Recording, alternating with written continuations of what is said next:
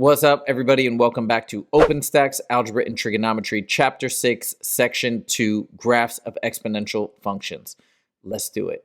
So for question 1, it says, what role does the horizontal asymptote of an exponential function play in telling us about the end behavior of the function? So if we have an exponential function, for example, and let's say we're going to look at a typical one like this, right, where we kind of go up to the right, you see that the horizontal asymptote is going to be over here. And in this case, it's going to be at y equals 0 in this particular example. So what this tells me is, if it's an increasing exponential function like this, where the slope is positive and it's getting steeper and steeper as we go to the right, the horizontal asymptote tells us the end behavior as x approaches negative infinity. The end behavior goes towards that horizontal asymptote. Now, conversely, if we had a exponential decay function, right, now we're going like this, we could have that same horizontal asymptote, that same boundary, but now when it's exponential decay, it is the limit as x approaches positive infinity, the function value approaches that horizontal asymptote. So that's how the horizontal asymptote plays into end behavior. Done. The graph of f of x equals 3 to the x is reflected about the y-axis and stretched vertically by a factor of 4. What is the equation of the new function? All right, so let's take these step by step. So first, we're talking about a reflection across the y-axis. So when we're talking about a reflection across the y-axis, what we're doing is we're negating that x. So the x, we're applying a negative directly to it, okay? And then when we say stretched by a factor of 4, vertically in particular, that means I'm multiplying the entire equation by 4. So that means g of x would therefore equal 4 times 3 to the negative x. And to state the y-intercept, we plug in 0 for x, and 3 to the negative 0 is 3 to the 0, which is 1 times 4 is 4. So we got a y-intercept of 0, 4. The domain, there is no domain restrictions. I can plug in any value for x, positive, negative, it doesn't matter. So domain is all real numbers. And then for the range, since this is our typical kind of like exponential function equation, and it does look like this will be decreasing like so because of that negative exponent. But the main thing is the lowest that this is going to get is when x is really, really big, right? Because it'll be 1 over 3 to that power, right? So imagine x is 100, it'd be 1 over 3 to the 100th. That's really close to 0. And something really close to 0 times 4 is going to be 0. So that's going to be the lowest this thing is going to get. So the range is going to be 0 at the bottom and not including it. It'll approach it, but it'll never get there. And then in terms of upper bound, well, it can go to infinity, because imagine x being these negative numbers like negative 10, negative 100. Then the negatives would cancel out. It would be 3 to like 100th power, which is huge, times 4, even bigger. So it goes on and on to infinity. So there's your answers. Boom, done. The graph of f of x equals 10 to the x is reflected about the x-axis and shifted up by 7. So we need to write that new equation. So first we're talking about reflected about the x-axis. So when that happens, that means we're negating the entire function, meaning you just multiply the entire thing by negative 1. And then moving up by 7, now we're applying a vertical shift up. That's a plus 7 to the entire function like that. So here's the g of x function. Now if we want the y-intercept, first we plug in 0 for x. So 10 to the 0th power is 1. Then we apply the negative. That's negative 1 plus 7 is 6. Now if we're talking about domain, there's no restrictions for x. So domain can be all real numbers, okay? We can abbreviate it like that. There's no restriction there. So now we talk about the range, and the range is going as high as 7. 7 is the highest it's going to go, because this value is always going to be negative.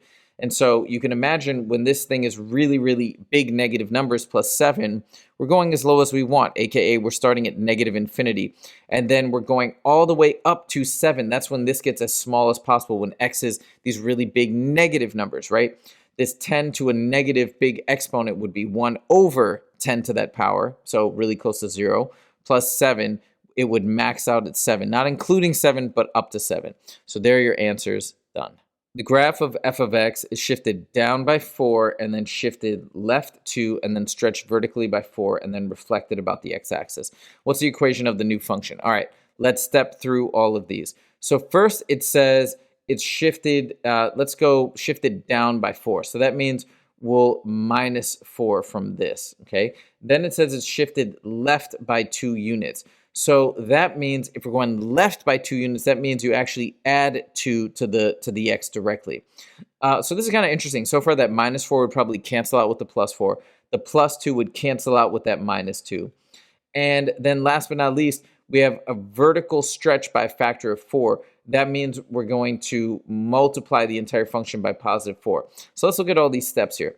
That -4 and that 4 is going to cancel. That 2 and that -2 is going to cancel. And then the 4 times -1/2 is -2.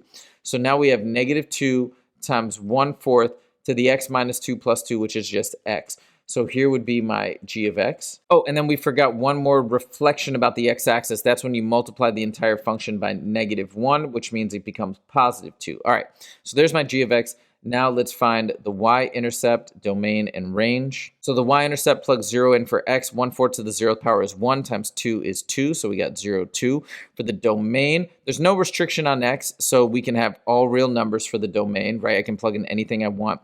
And then for the range, this is kind of our typical format here.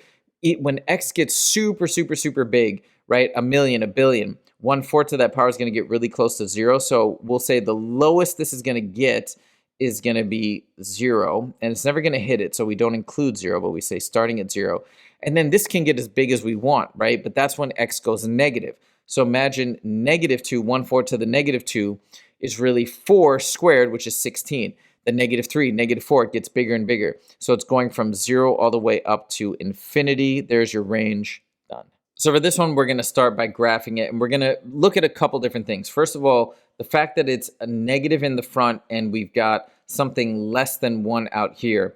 We know that if this was just 0.25 and that was positive, it would look something like this. And then that negative here flips it across the x-axis. So we already know we have something like this for our function. Now let's get some of these particulars.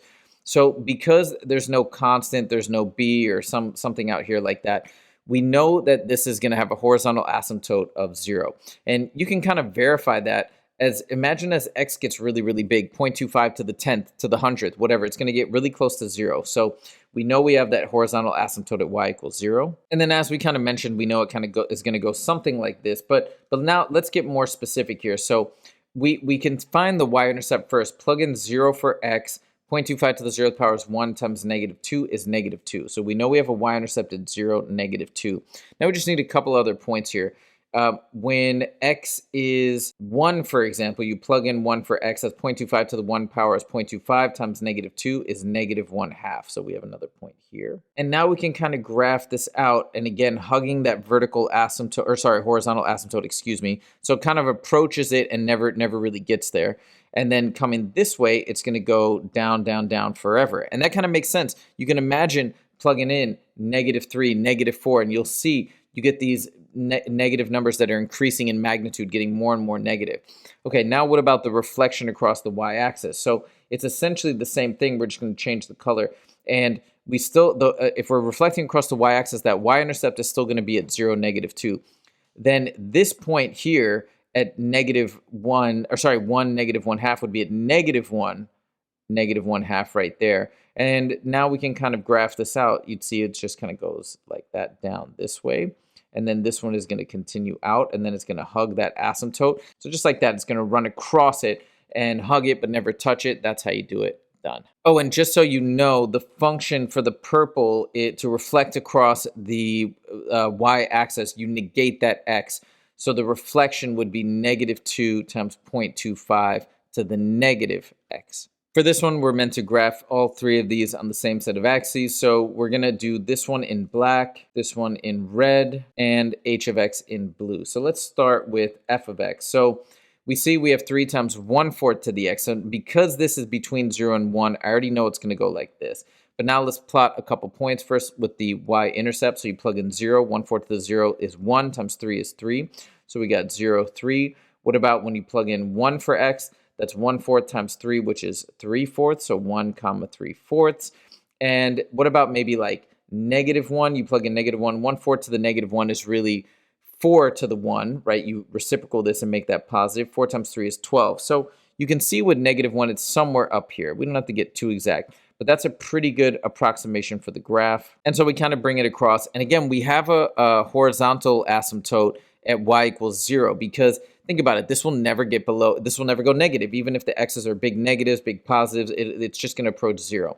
Now we come to g of x. Same thing, we have a 2 here, but now it's greater than 1. So this means we should have this general shape. And we can plot out the y-intercept first by plugging in 0 for x. 2 to the 0th is 1 times 3 is 3. So same y-intercept. Maybe you plug in 1 now. 2 to the 1 is 2 times 3 is 6. And that's pretty good. And then what about you plug in negative 1?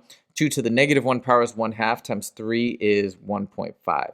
So that's like a nice couple points there. So we know it's going up to the right forever and ever and ever. And then it's coming down this way. And again, hugging that vertical asymptote, or excuse me, horizontal asymptote. It's never going to go below y equals 0. And you can test that out. Plug in negative 10, negative 100 for x. Plug in these negative values. You'll see it gets really, really close to 0. Never exactly crosses it. A calculator might round to 0, but it's always going to be just a touch above 0. Okay, now we get to the last one, which is h of x. And again, now this is even bigger. So what we should expect is it should be even steeper, like this, right? Something like that. So let's plug and chug. First, we plug in 0 for x. We get 4 to the 0th is 1 times 3 is 3. Same y-intercept. Now maybe you plug in 1 here for x. 4 to the 1 is 4 times 3 is 12. So somewhere in there. And then you plug in negative 1. That becomes 4 to the negative 1 is 1/4 times 3 is 3/4. So negative 1/3 down here. So now as we connect those dots, you see it is what we predicted. It's a little bit steeper, and then it comes in here, but then it's still going to hug that x-axis, that that y equals 0 line. So there are your 3 graphs done. Okay, so for these ones, we're going to have to match them to A, B, C, D, E, and F. And the reason why I have all 6 of them up here is because the way we're going to match is we actually need to be able to exclude or compare and things like that. So we have to look at them all together.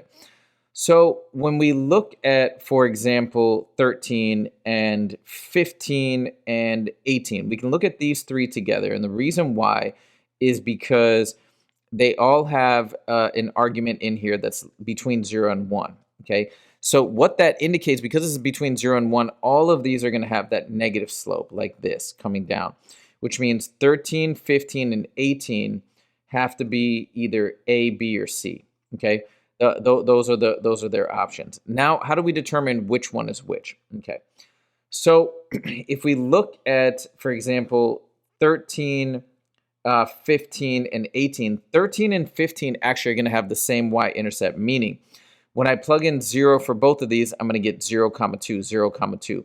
So amongst those with the negative slope of A, B, and C, the 2 that have the same y-intercept are actually A and B. So these 2, we don't know which is which, but these 2 are A and B, which means the last one, C, the odd man out, that one belongs to 18. So you see how we kind of have to use everything together to make these determinations. Now, when we're looking at 13 and 15 and we're comparing between A and B, you'll see that the difference is this is slightly smaller than 0.81. And what you might imagine is as x's get bigger, right, since this value is bigger, when x is 2, this should be a larger quantity than this one. So as we go to the right, okay, the one that matches with 15 should be above, and that looks like A, right? You see how A kind of stays on top of B? So we can say, therefore, that 15 is A, and 13 would therefore be B. Now for the remaining D, E, and F, we've got 16, 17, and 14. So once again, you see that 14 and 17 are going to have that same y-intercept when you plug in 0. They're both going to have 2. So 14 and 17 must be E and F, right? This is 14 and 17, which means the remaining 16 has to be that one odd man out with D, which has the higher y-intercept of 4, okay? So now we're down to E or F.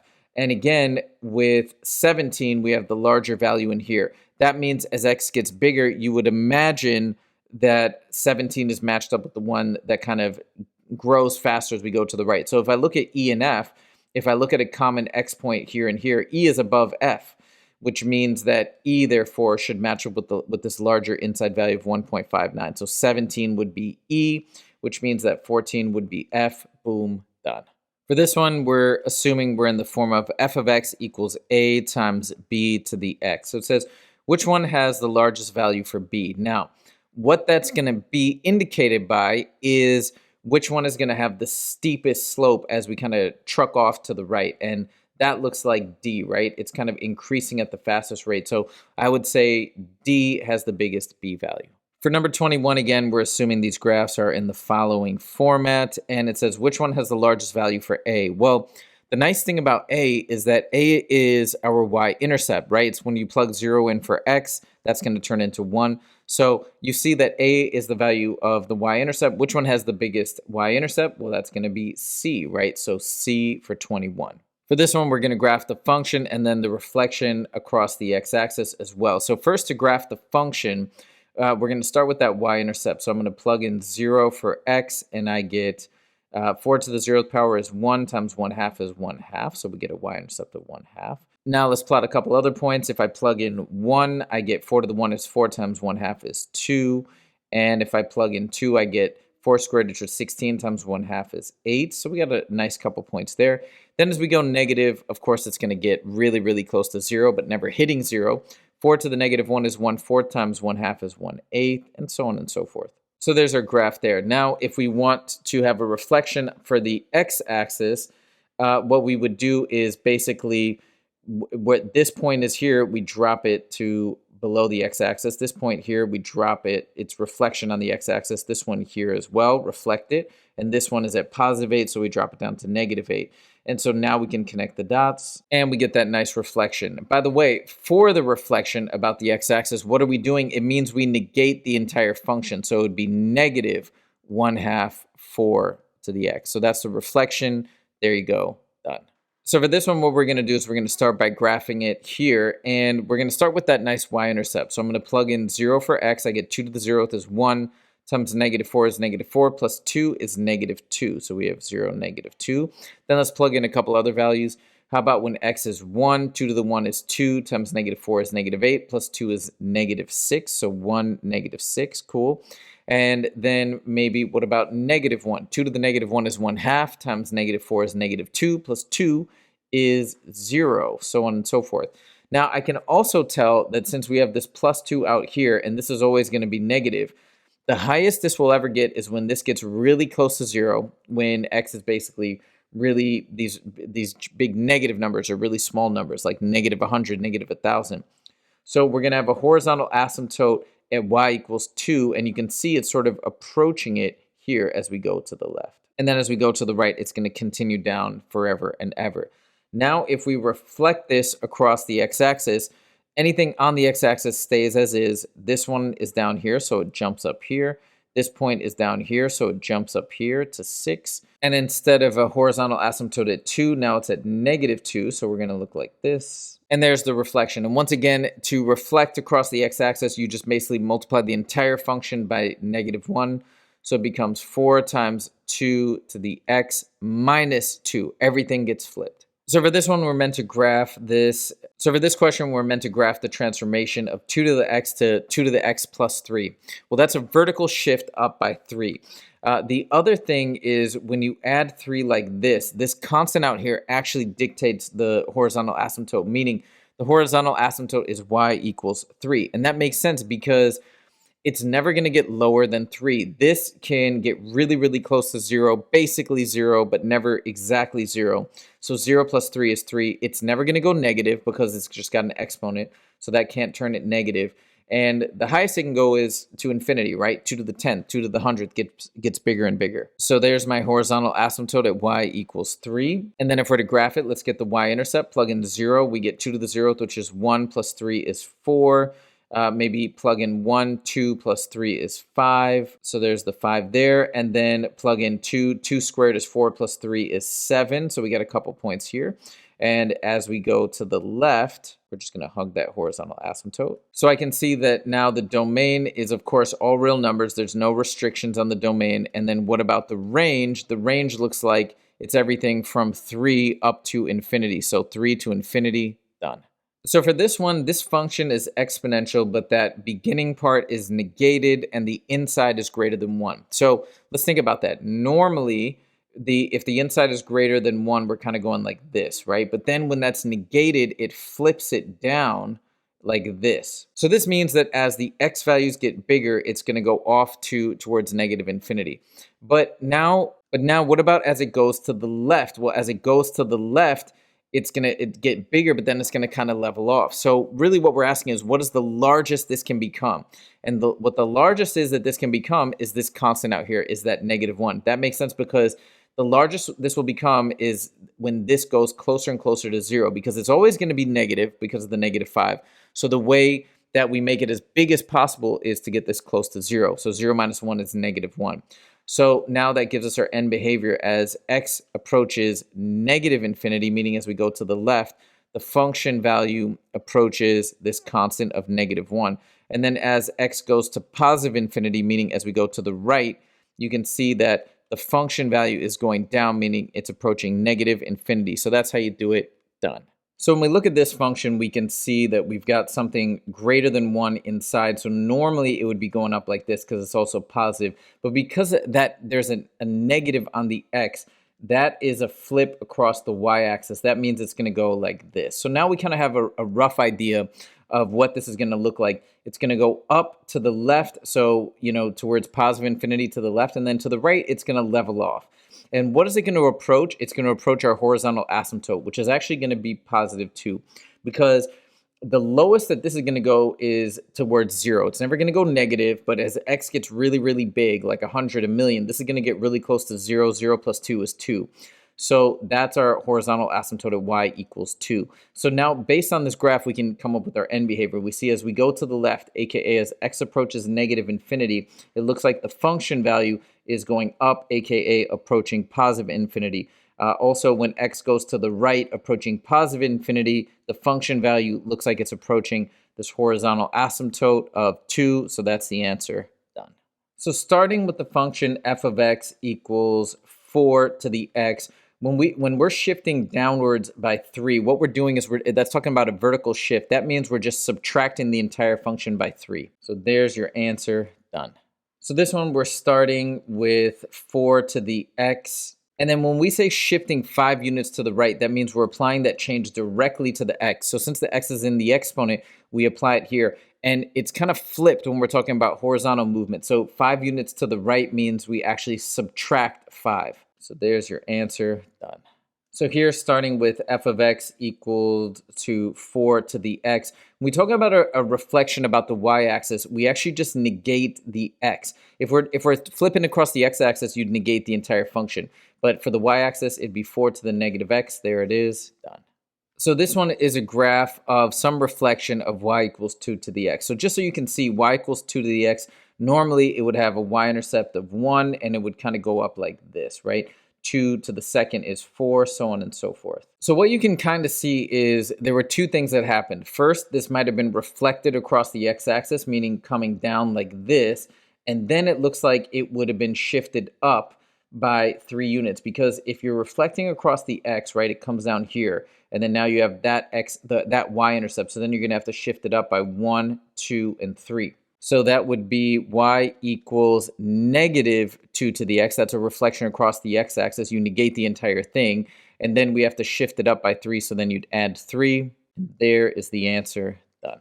So for this one, as we create an exponential equation, we know that we're somewhere in the format of ab to the x plus some constant. And the constant is going to be nice and easy to find because the constant really ends up being that horizontal asymptote, meaning what it's kind of approaching. And you can kind of do a rough sketch and see, oh, that's going to be approaching +7. So my c value is 7, so we can start there. And then we also know that my y-intercept is right here at +5, right? You see that that's where it's intersecting the y-axis. So the y-intercept is occurring when x equals 0. So when x is 0, this turns into 1. So that means the y value is 5 when x is 0, meaning it's just a plus 7. And that means that a has to equal 5 minus 7, which is -2. So now all we need is one other point to solve for b. And I think we got a pretty nice point here. It's a little hard to see, but that's meant to be 1, 1. Okay, so we have another point, 1, 1. So if I plug in 1 for x, 1 for y, I can solve for b. So 1 equals -2 times b to the 1 power, which is just b plus 7. So we subtract 7 from both sides, we get -6 equals -2b. Divide by -2, b equals 3. And that means our final equation, let's put it up here, is y equals a, which is negative 2, times b, which is 3, to the x power, plus that c value of 7. There it is, done. For this one, we're just meant to evaluate, meaning when they say g of 6, we're just plugging and chugging 6 in for x. So we got 1/3 times 7 to the 6 minus 2, which is 4. So 7 to the 4th power, that's a pretty big number. That's 2,401, and then times 1/3 is basically 2,401 divided by 3. And if you were to write this in decimal format, it's going to basically be 801/3 as the remaining fraction, or 0.3 repeating. So you can either enter it as this or even as this if your teacher allows it. Boom, done. For this one, we're plugging in -7 for x, and then we're going to evaluate. So we got 1/2 to the -7th power plus 6. So 1/2 to the -7th is the same as, this is the beauty of the negative exponent, it's the same as the reciprocal of 1/2, which is 2 to the +7th. So this is going to make it a little bit easier. And then 2 to the 6th, I know that 64, 2 to the 7th is 128, times -1/2 is -64.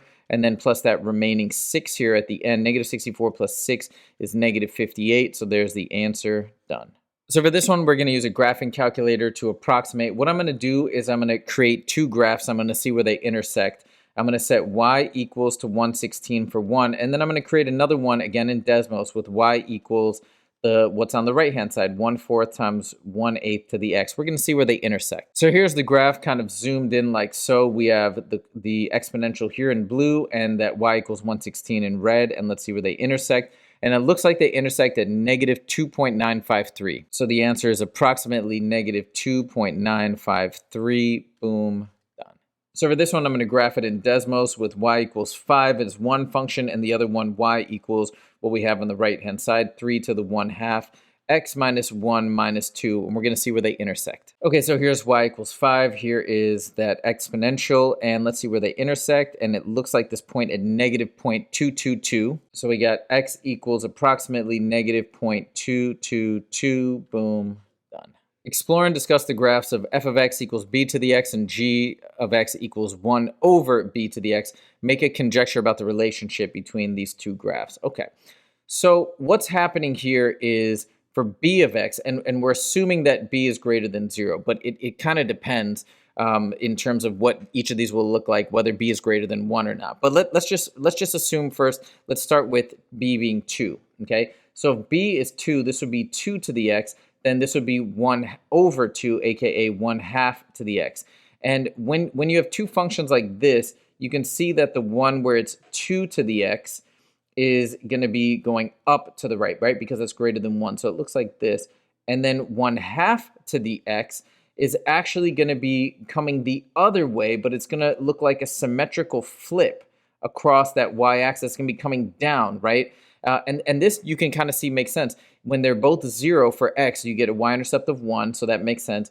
When x is 1, we should get 2 out here. When x is -1 here, 1/2 to the -1 is the reciprocal of 1/2, which is also 2.